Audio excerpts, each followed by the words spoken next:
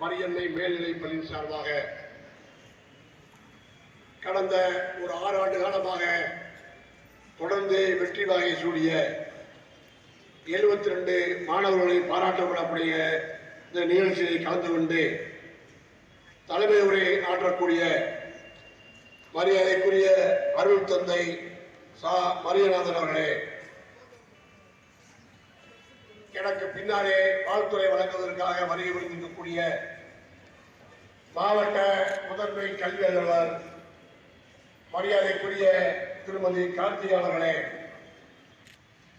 என்னோடு பொதுநல பணிகளிலே பங்கு கொண்டு இதனை போன்ற பள்ளிகளிலே தனி கவனம் செலுத்தி அருமை சகோதரர் பூமிநாதன் அவர்களே, மேலூர் மாவட்ட கல்வி அலுவலர் திருமதி முத்துலட்சுமி அவர்களே, எனக்கு பின்னாலே வாழ்த்துறை வழங்கக்கூடிய மரியாதைக்குரிய அருள்பணி ஸ்டீபன் லூர்து பிரகாசம் அவர்களே, அருள்பணி ஆல்பர்ட் வில்லியம் அவர்களே, அருள்பணி சேவியர் ராஜ் அவர்களே, அருள்பணி தந்தை அருள்திரு தெரசு நாதன் அவர்களே, எங்களுடைய மாநகராட்சி மன்றத்தினுடைய உறுப்பினர் சகோதரி விஜயலட்சுமி பாண்டியன் அவர்களே, பூவேந்திரன் அவர்களே, மாணவ சிறுத்தங்களே, ஆசிரியர் பெருமக்களே, உங்கள் அனைவருக்கும் என்னுடைய அன்பான வணக்கம்.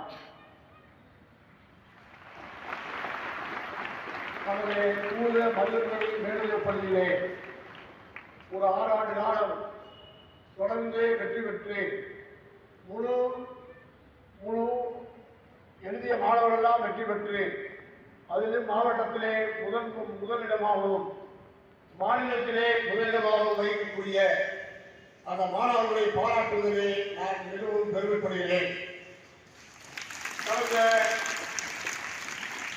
சென்னை மாநகரத்திலே ஒரு சில முக்கிய பிரமுகர்களை நான் சந்திக்கும் போதெல்லாம் நான் மதுரையிலே தூய மரியன்னை செமினரி ஸ்கூலிலே படித்தேன் என்று சொல்லக்கூடிய அளவிற்கு இன்றையும் சொல்லக்கூடிய அளவிற்கு மிக முக்கிய பிரமுகர்கள், அதிகாரிகள், அலுவலர்கள் எல்லாம் என்னிடத்திலே சொல்லியிருக்கிறார்கள்.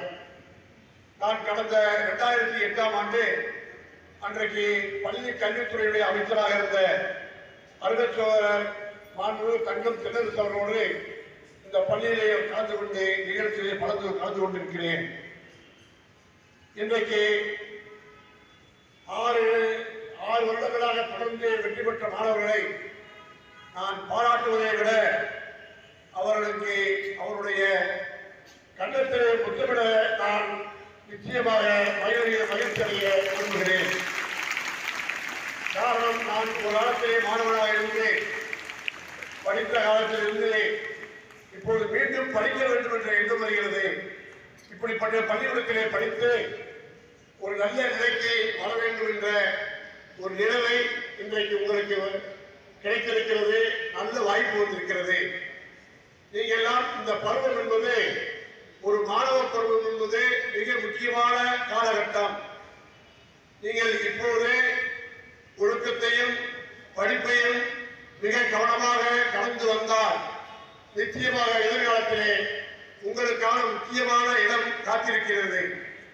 ஒரு பெரிய மாவட்ட ஆட்சித்தலைவராக அல்லது மாவட்ட காவல்துறை அதிகாரியாக அல்லது ஒரு பெரிய மருத்துவராக, பொறியாளராக வரலாம்.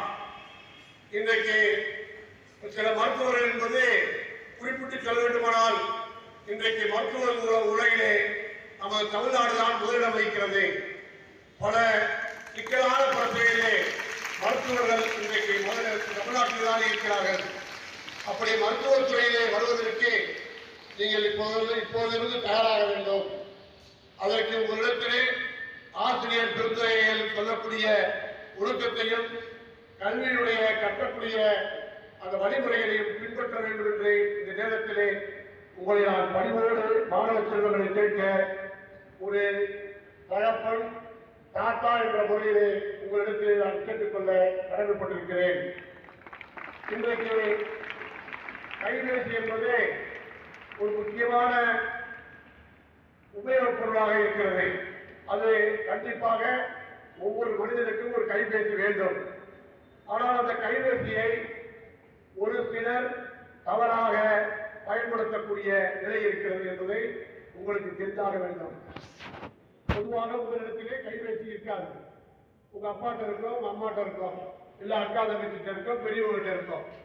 அதை வாங்கி அதை பார்க்கிறது, எதை பார்க்கிறதோ அதை மட்டும் தான் பார்க்கணும்.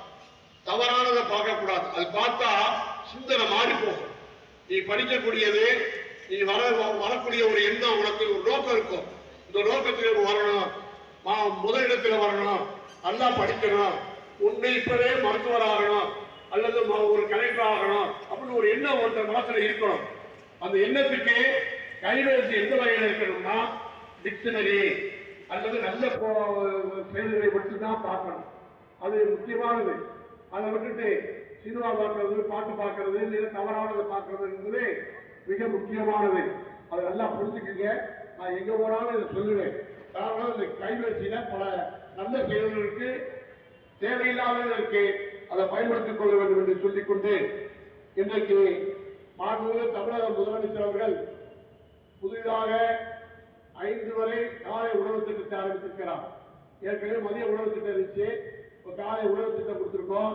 அதே போல அரசு பள்ளியிலே படிக்கக்கூடிய மாணவிகளுக்கு மாதந்தோறும் 1000 ரூபாய் வழங்கக்கூடிய திட்டம் கொடுத்திருக்கோம். மாணவர்களா நீங்க எல்லாம் பஸ்ஸில் இன்னைக்கு பேருந்துல இலவசமா பயணம் பண்றதுக்கு, ஒரு மாணவன் படிப்பதற்கு என்னென்ன வகையில உதவி செய்ய வேண்டுமோ அந்த அனைத்து உதவிகளையும் உங்களுக்கு செய்வதற்கு அரசாங்கம் ஒவ்வொரு காலகட்டத்திலும் செய்து கொண்டே இருக்கிறது. குறிப்பாக உங்களுக்கு யூனிஃபார்ம் கொடுக்கிறோம், படிக்கிறதுக்கு புத்தகம் கொடுக்கிறோம், நோட்டு கொடுக்கிறோம். இன்னும் அடுத்தடுத்து அரசாங்கத்துடைய நிதி நிலைமையை கருதி ஒரு கல்விக்கு முக்கிய முதலே பட்ஜெட்ல நிதிநிலை அறிக்கையிலே அதிகமாக 40,000 கோடி நமது கல்விக்கு தான் கொடுக்கிறோம். முதல்ல ஃபர்ஸ்ட் கல்வி தான். நீங்க தான் நல்லா வரணும், படிச்சு வரணும். இந்த நாட்டுக்கு முக்கியமான எதிர்காலத்தில் சிறப்பாக இருக்கக்கூடியவர்கள் நீங்க தான் என்பதை சொல்லி, அதே போல விலையில சைக்கிள் கொடுக்கிறோம்.